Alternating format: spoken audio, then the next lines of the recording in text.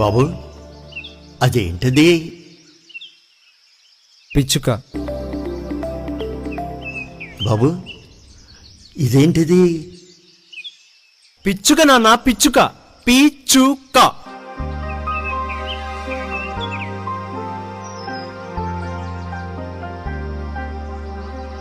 బాబు అదేంటది?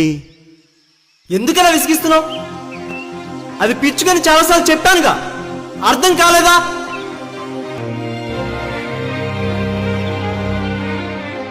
ఎక్కడికి వెళ్తున్నావు?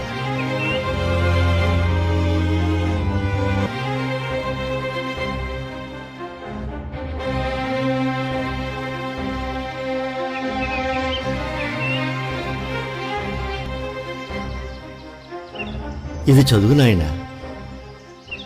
20 సంవత్సరాల క్రితం నేను నా కుమారుడు ఇదే గార్డెన్లో కూర్చున్నాం.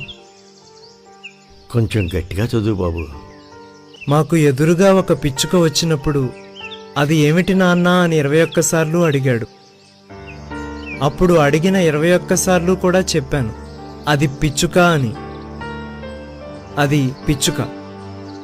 అదే ప్రశ్న మళ్ళీ మళ్ళీ అడిగినప్పుడు చిరాకు పడకుండా, విసుగు చెందకుండా అడిగిన ప్రతి ఒక్కసారి కూడా నా కుమారుణ్ణి కౌగిలించుకున్నాను.